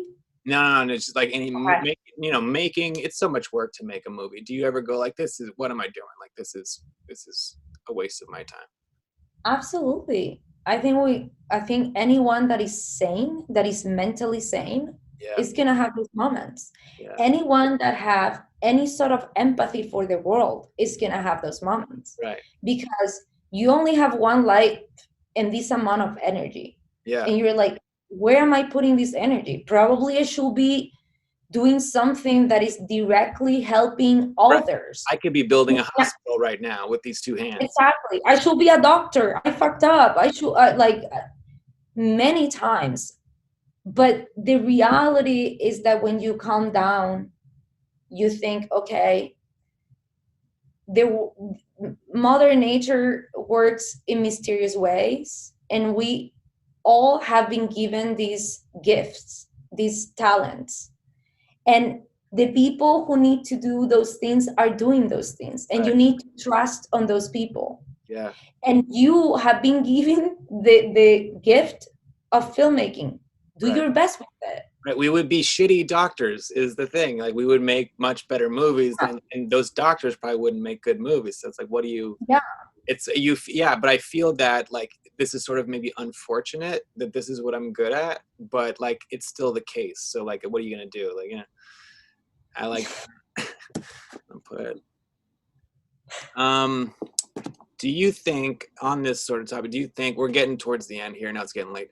Do you think that like I feel like maybe you don't feel this way, that movies are sort of an outdated art form, that you know, it may at one time it was a practical way to communicate to a lot of people visually in like a meaningful way because it was a long form thing, but you know, now TikTok, whatever, is a much more practical way to, you know, communicate in a visual way still. Do you think that like, I mean, you could argue it's not meaningful, but you know, same, it's definitely like, you know, a thing that has shifted. So do you think that that like gap between, you know, that is going to be sort of fixed after Corona, and like there's a place for it, you know? Or do you feel like, you know, there is like irreparable damage, and like you and I are like sort of like the last, you know, people that think old shit is cool, and you know what I mean? Like just it seems difficult to like take a 15-year-old, even who likes cool stuff, and be like, this is a long movie, like a 90-minute movie. Go ahead and like enjoy that. And it just feel like they're, you know, if I was 15 now, I'd be like, I probably wouldn't do it. You know what I mean? I don't know. What would you say? I'm gonna say that the history of filmmaking is not that long, Mm-hmm. and the digital revolution was just born. So really, we don't know. Who are we to say that TikToks are not movies? Mm-hmm. I believe that very soon we're going to see very talented young filmmakers who are going to be using TikTok with an artistic intention. And probably because I do believe in experimentation and new forms of cinema, probably we're going to see cinema evolving into something else. With that said, I think filmmaking and cinema as we understand it right now, I think it's never gonna die. I think we human beings love this magical experience of living a different life during 1 hour and a half. It's really, it goes with our nature. I'm not surprised that we humans got to this point, you know, because it's really such a beautiful, magical thing. With that said, the distribution channels right now need to adapt to the new times. And probably, as much as we think 2020 has been not beneficial for the industry, probably with the time is going to reshape in a way that actually independent cinema will have more room to be seen. Because when we were absolutely depending on theaters, we know that getting a theatrical release is not easy. And with theaters like ArcLight or AMCs that are so powerful and they exclusively book studio releases, art house theaters were suffering a lot. And now after the pandemic, they're suffering even more, unfortunately. So we'll see what the future has for us. But something I can tell you is we check our phone constantly, like compulsively. Mm-hmm. And we are so used to receive different messages and stimulus, and our brain more and more is able to multitask. The beauty of being trapped in a theater in the darkness, Mm-hmm. and not being able to get distracted with anything else right now is a luxury that I'm telling you, we need it. We want. Yeah, it's like a coffee shop. You go to a coffee shop because you can't focus at home, too many distractions. It's the same thing, but for a movie, which I don't think used to be the case. That wasn't an element to it, but now it is, and it's an interesting thing. Before, the reason why theaters existed is because you didn't have a projector in your house and you didn't have a copy of the movie. So you needed to go to the place where movies are shown. Yeah. Now, you definitely can watch this movie at home. But because of the digital revolution and how our brains cannot stop multitasking, we are begging to be trapped in obscure, dark theaters with no access to anything else except for that experience. Yeah. And it's socially unacceptable to like take your phone out too, is a big part of it, I think. And you know what, something I thought of in writing this question for you, right after I wrote it, I thought of this, which kind of actually made me feel better, which was there's a technique which I intend to do with what we're doing now, maybe like as I get better at it, maybe not this one, but you record a podcast and then you cut it up, you know, to have, oh, this was a little nugget, that was a little nugget, maybe even like a freeze frame from it, maybe like, you know, you can cut it up and sort of like distribute that stuff to, you know, different little channels, like many different ones. And so I was thinking you could do the same thing with a movie. So you have a feature film and you put your heart into it. It makes sense. It's a real movie, you know, just like anything else. But if you kind of did that same process, cut it up, make stills, do this and that, and then, you know, that could like last you a very long time, you know, on these things. And then, you know, you would maybe say, oh, it's from that if you have like a, you know, 3-second clip or something on, you know, social media stuff. But, you know, that called trailer? Yeah. Does he do that? A trailer.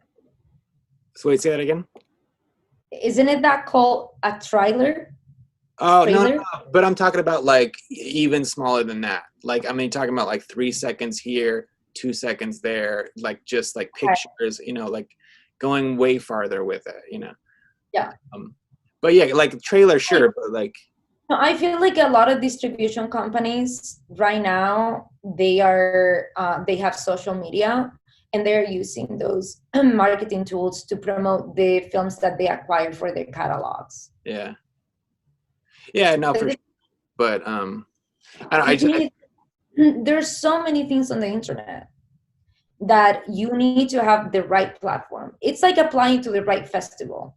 You need to put your 2 seconds of your film in the right platform, so it's going to be seen by the right people. But do you think platform versus just your account? You know, like you said, the girl before who was doing you know, food and then it turned into interior design, but like if you have the same account, I feel like you could the platform would be less important as long as you're consistent on that platform. I mean, I'm sure it varies, but you know what I'm saying?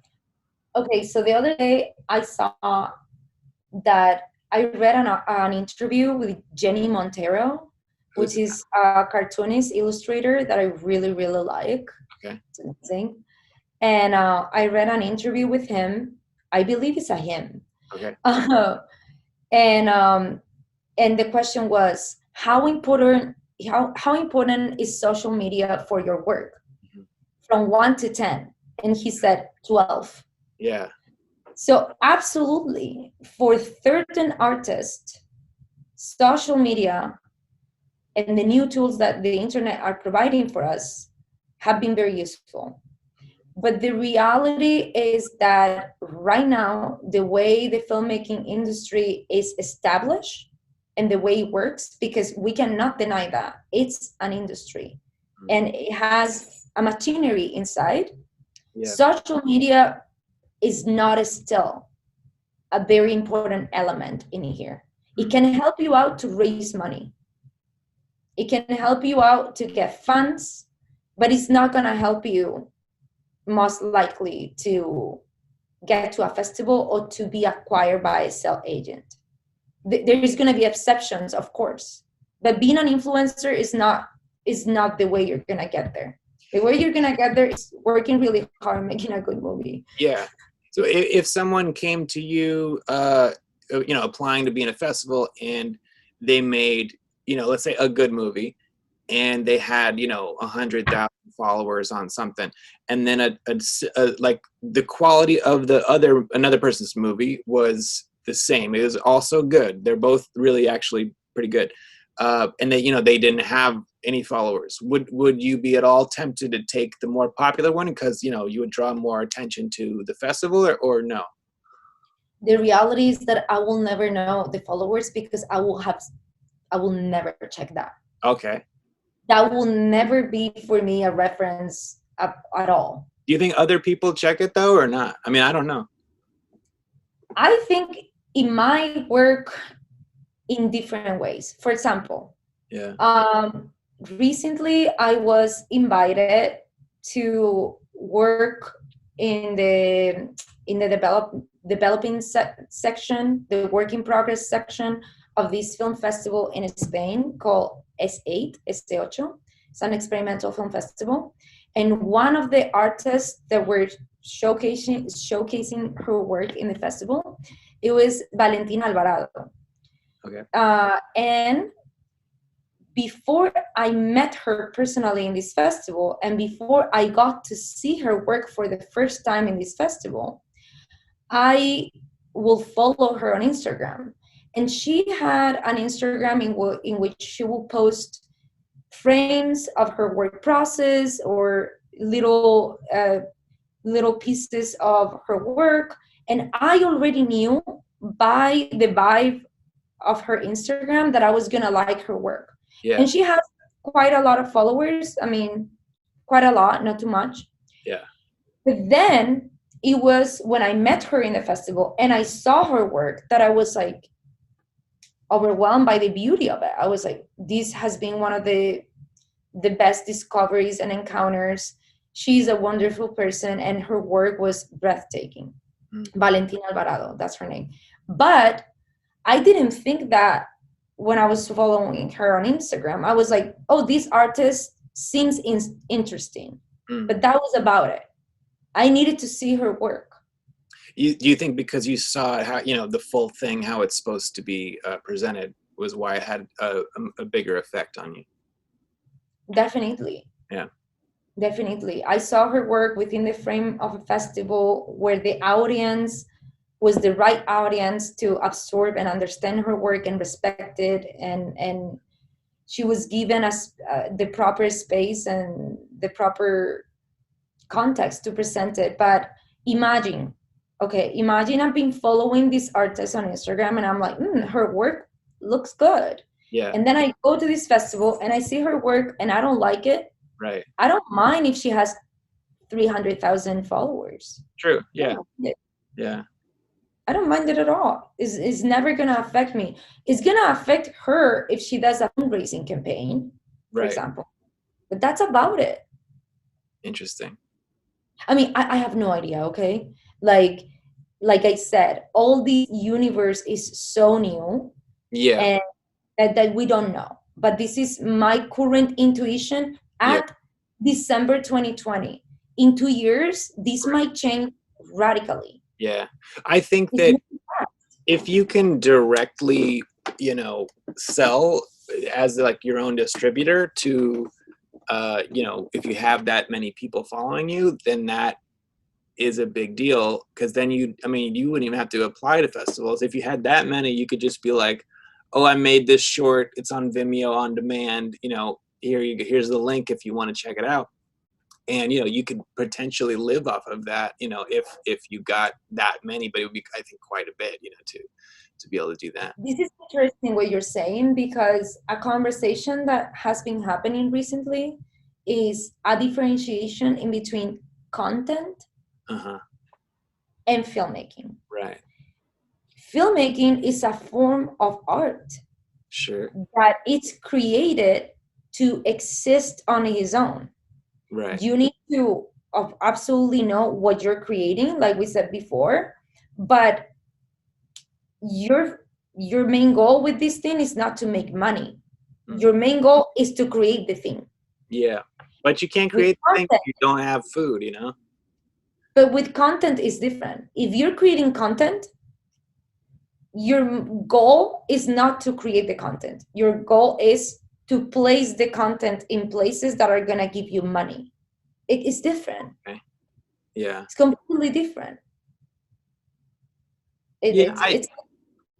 No, you're right. I think it is different, but I think that you could, I don't know. I've never done this, but I just thinking about it is that if you, yes, you'd sort of like be feeding content, which I don't like, to get to that level where then you could say, hey, guess what? I made a feature, or I made even a short, whatever it is, which, that could be as legitimate as can be. But then your mind is sort of like in both worlds. And I kind of agree that, if you've been doing one thing for so long, it's like people will like, even like the title for something is like, you're sort of tempted. I think if you're making, like, I've never done this, but I think if you're making a YouTube video, you title it like 5 helpful tips, or like, like how to something, because that people are going to click on that, right?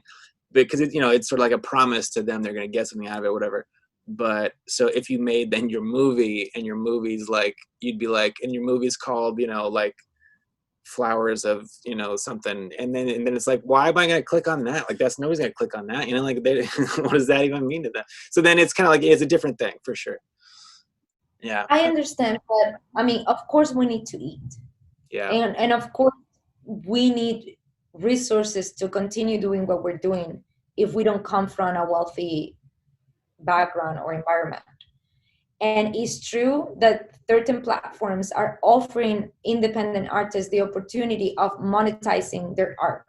And I highly recommend to any person to do it. Like, if you're an independent artist and you find a way of monetizing your art, go for it and fund your own future. But there is a thin line in between monetizing your art and creating content to be monetized. Creating content to be monetized, yeah, I mean, yeah, I don't know. I think I think about it too much. I think I worry about not having money like a lot. I was thinking about one psychological reason I think that might be, though, is, I mean, yeah, I'm getting older, and I'm trying to quit my job and all that.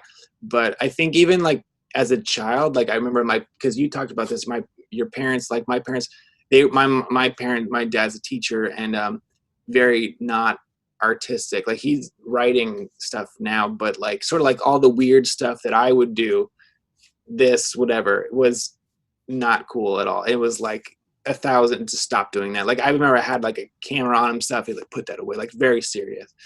And but I think that in my own mind, it was like, it was a little bit of a tangent, but it was like, they would be into it if it made money. Like, if I did this weird shit and it was cool, but they would, if it made a bunch of money, they'd be like, you're a great son, you know what I mean? And I think maybe that's the only way that I know in my heart that's like the solid truth, and there's no way like around that. So maybe that's part of my, like, I worry about money because of something like, related to that.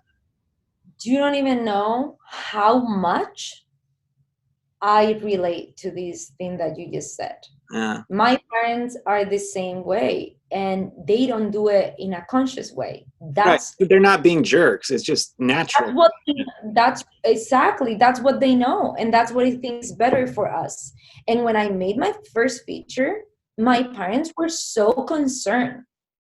Like they were treating me like I was addicted to heroin, like something crazy. Like, you are about to be in a mental institution. Like, you are dedicating 6 months of your life to work on this passion project and you're not getting paid for it. It was so hard for them to understand. And I was like, that is an investment. If I make this movie and it's good, I'm going to get a reputation. People are going to believe in me. They're going to offer me other opportunities. He could not. But I understand they had this fear that I was going to fail, that I was going to end up homeless. I don't know. Yeah. I mean, I understand. It's very hard for us. It's absolutely hard to rewire your brain to think differently, and very hard to find ways of sustaining yourself economically while you're doing what you love. And I think that's the reason why most filmmakers are professors. There's a lot of professors that combine their practice with teaching. There's a lot of filmmakers that work on advertising. Tons of independent filmmakers, because advertising pays really good, and you can freelance, do gigs here and there, and then put that money into projects that you're passionate about. And I mean, I confess that I do that as a post-production coordinator and post-production producer. Um, a lot of the times you do things that you're not ethically Yeah. aligned with, Yeah. that you're not morally aligned with, that's absolutely not what you want to do. Like, but yeah, you're trapped. Sometimes you have no choice. Like this summertime, for example, I had an opportunity of teaching a filmmaking class to kids from underprivileged communities. Yeah. Kids between 12 and like 16.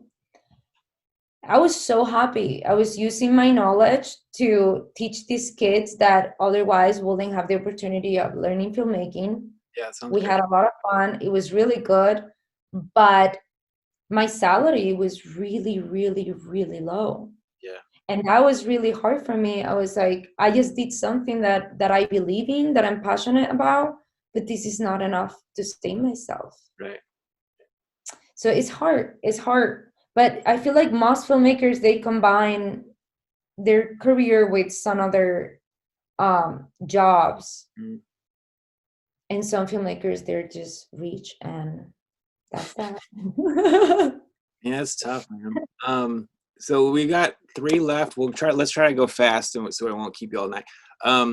What do you think that you sort of have to be uh have some pain to make something that's good, or you don't have to have that? Like, and it kind of goes with like, are all creative people that like cool stuff, are they all like a little bit crazy, do you think? Oh, you mean if we need to have pain, or if we need to be crazy? Well, just kind of both of those kind of things. Do you think that you have to be like crazy or like have gone through suffering to make something that's good, or to dig something that's good? Okay. I don't believe in suffering during the process. And I think if you're suffering, you need to work on yourself. There is some work that needed to be done that hasn't been done. So if Yeah. you're suffering during the process, which we all do, is because we all have things to work on ourselves. Because the reality is that we should not. We should just have fun and enjoy and have pleasure doing what we do. And then if we're crazy, no. Do you think we're crazier than a person that decided to cultivate potatoes? No, no, we're just normal people I doing our thing. I kind of think I'm 100% more crazy than that potato guy, but like I also think going to You work. don't know potato guy. Yeah, you're right. He could be a dick. Like, but I feel like people that go to work like with like in an office, like that seems like the most crazy thing you could do. Like who Oh, that? but guess what? It goes with personalities. Yeah, for sure. I'm discovering that there are people who feel extremely comfortable with having an order and having a structure, Yeah, yeah, yeah, and people extremely fulfilled with responding to a small task and completing them throughout the day. yeah, And those people are thriving in an office environment, yeah, yeah, yeah. thriving. No, And you're I'm happy for them. And yeah, I'm happy for them. for It's sure. just probably it's not my place. Yeah, But yeah, yeah, who am I to criticize if that's their choice? yeah, I for sure. mean, true, it's true, and this is undeniable, that the capitalistic system is leading these people into thinking that is all right. Right. And sometimes it's not all right, because sometimes you're not getting the benefits and the work environment that you should be provided with. But all I can say is that there are people that feel very comfortable doing things that are organized, that are repetitive. They like routines. Yeah. They like a small task to be completed. And I'm happy for them. Yeah.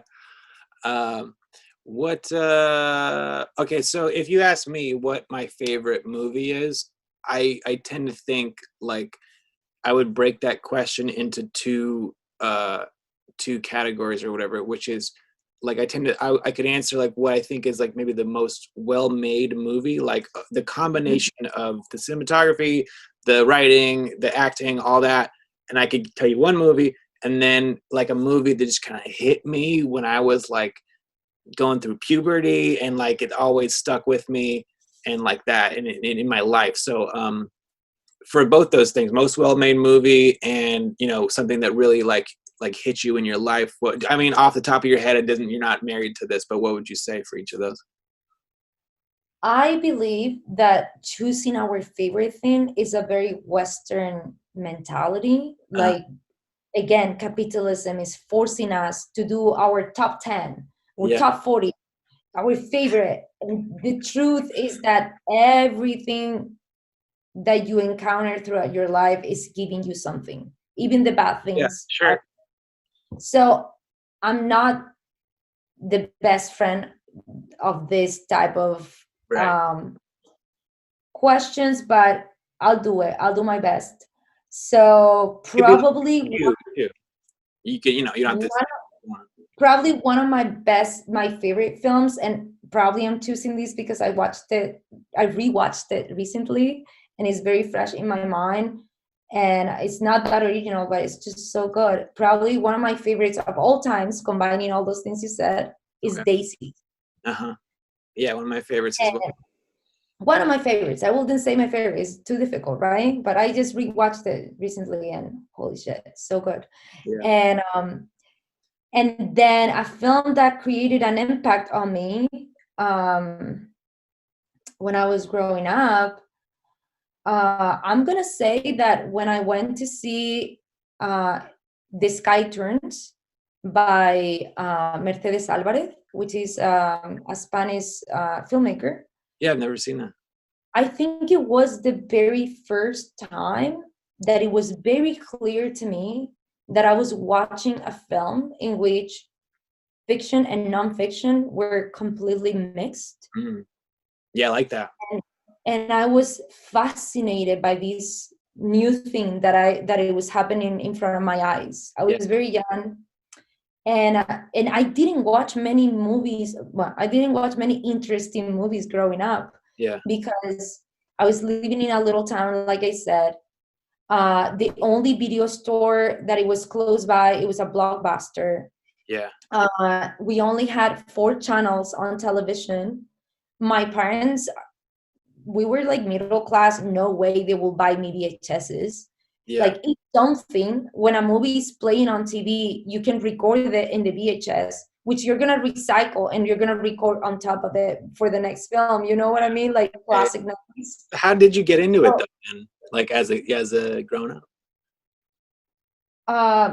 I decided to study journalism because at the time it made sense for me, Yeah, right? I needed to do something that could be monetized, like you said before, like a job. yeah, And I decided that the closest thing to a job that it was also kind of like adventurous and creative, it was journalism. So I signed up for it.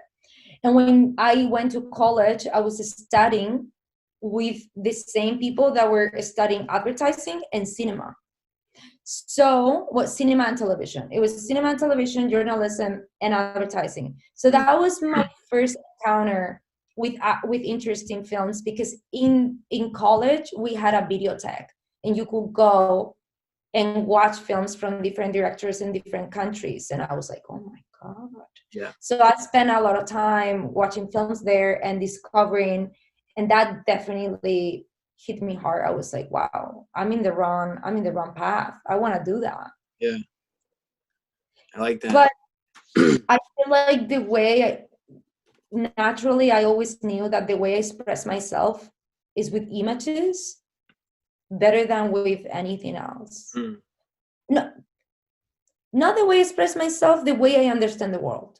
Yeah, I can see that. I feel that way too. Where I Uh, always think like I've been like socially weird, especially growing up, and it was like I read something about people that are autistic. It's like a pictures thing, and I don't know, this woman. Have you heard of that woman? She like wears cowboy shirts. Have you heard of? Do you know who I'm talking about? no. She's they made a movie about her with, I think Claire Danes was the what played her, but she was she's like a great story. I forget her name. You could probably look it up easily though, but she's autistic and she knows she's weird, right? But like she's like, okay, I'm gonna like do what I can to like fight this, and like so she would but she loved animals, and she like developed, she like was like really good with animals, so she developed like the chutes that they have cows go down when they're going to be slaughtered, but she developed them so the cows like it, because they like they would like stop at a point, and then the guys would have to like prod them and stuff, and they were like mean, you know, sort of like crude to the animals. But she also like, there's a thing where they squeeze the cow, I think when they're checking it, or they don't do something to it so it stays in place, and it's something about the squeezing is like a comforting thing to the animal. And she herself, when she was like 12, I think she grew like, her grandma had this on a farm, and she was like begging her grandma to like let her be squeezed in the cow machine, and her grandma's like, what are you doing, like why would you want to do that? But then she finally like let her do it, and she's like, oh, it was like just like she thought it was going to be like the greatest thing for her. And but so then she grew up and sort of like became like really like this weird genius at like building the animal chute pathway things, whatever. And it was like down to the last, like there's a light here, they're gonna get spooked by that, you have to move that over here, and like just cool stuff. And but then now she gives like speeches, and she's still like a little weird, but like a lot of it is like kind of how she overcame, you know, these obstacles. And I think there's a scene in the movie, I didn't see it yet, but where she's like, she knows she has to get the contact information from like one of these like, you know, they're old timey like rancher guys, like they're not having it for her, you know, when she looks all like, you should see her outfits, super cool, like crazy shiny cowboy shit, you know. I love her so much already. You have no Yeah, idea. really great, yeah. And she has like, you can go on YouTube and see her speaking to audience and stuff. But so then I guess she had to like, she was like sort of like kicked out of the thing, like I don't want to buy your system or whatever. And then she's like, okay, I have to go back and get his business card, but it's very difficult for her to do that. And it was like, she was like a challenge, and she went into, I don't know, so super cool. I don't know how we got to talk about that, but but No, because we're talking about that some people, they have preferred languages. yeah, visual thing, right. So that was what it was. Yeah, images is my preferred language. Yeah. For that woman, probably animals is her preferred language. Yeah, Probably feelings is her preferred language. I yeah. don't know. It was something about that where I think she wrote a book, and it's called like Seeing in Pictures or something, that reminded me of that, where it's like a visual thing, and that's just how, you know, it seems natural to you but maybe weird to others. And it reminded me of, yeah, how I kind of feel like that too sometimes. So I think we're at the end here, the moment we've been waiting for. Can I ask you what happened to your eye? And I didn't know, just the first, you know, whenever I first hung out with you, until you brought it up, that, you know, there was anything different about your eye at all. But I was like, when a waiter has like a scar or something, I will ask them like, oh, what happened? Like I have something about me, Yeah. like physical things like that. So I was born without an eye. Wow. Like literally like that. So my parents were very young. They were 26 when they had me. I guess back in the day that was normal. Yeah. And you know, the sonograms were not that advanced at the time, so they didn't know. They found out when I was born. Okay. And so yeah, I was blind in one eye, and so there was just nothing there, or like it was there but didn't well, function, there is a dysfunctional thing there, right? Okay. But it doesn't really work. Yeah. So yeah, my parents were really cool in that sense. They were like, okay, this is who you are. We love you the way you are. You should love yourself the way you are, and you're gonna be able to do anything. Yeah. That was key to me. They always told me, it doesn't matter that you're blind in one eye. You're beautiful. You're gonna get your partners. You can choose any career except for being a pilot. You cannot Yeah. cannot drive planes, but otherwise you can do everything. And Yeah. that was very beautiful, actually. Like in that area, my parents did a good job. And And now sometimes I think about being a filmmaker and how cameras only have one eye. And Yeah. I'm like, probably it was meant to be, you know? Yeah. And that's Because you have to close the other one when you're looking through it anyway. That's fine. I don't need to close it. And I need to confess that sometimes I close it because I feel self-conscious. Wow. You know, because I think for if I have a set in front of my camera, I think it's really weird that I'm like staring at that person with the open eye, like. Right. Yeah. So sometimes I just like go, oh, but I don't really need it, you know. I got an eye patch because I find one camera it's like easy to do it and it feels natural, but I don't know, the other camera it feels like it hurts or something and it's hard for me to do it. So I put an eye patch on this eye and just look through it with the other. See, I don't need the eye patch. Yeah. It comes naturally. But Yeah. Bert, my husband, has the theory that I will look really cool with an eye patch when I'm an old lady. So probably. No, that's gonna be good for sure. Probably. Where can people find, your stuff if they wanna, they see you and they're like, oh, she's cool. How do I, learn more about Ro? Like, do you want to give out your Instagram or anything like that? Yeah, they should send me an email. I work really good with emails. Emails, like, I'm on them. Yeah. But I have an Instagram account too that is not necessarily focused on my work, but email. It's rociomesa@gmail.com. It's so easy. I think I was the first person getting a Gmail account because there are many people with my name in southern Spain. Okay. So yeah, easy. And yeah, like I can send links to my work to anybody that is kind enough to want to see it. Yeah. Okay. Do you want to like spell out your Instagram or I mean whatever if that's... Yeah, my Instagram right now is Rocio __ Mesa. So that's ROCIO __ MESA. I always forget to say this part, but if you want more, RyanJamesCoyle.com, and I'm on Instagram at Ryan from Dreamland.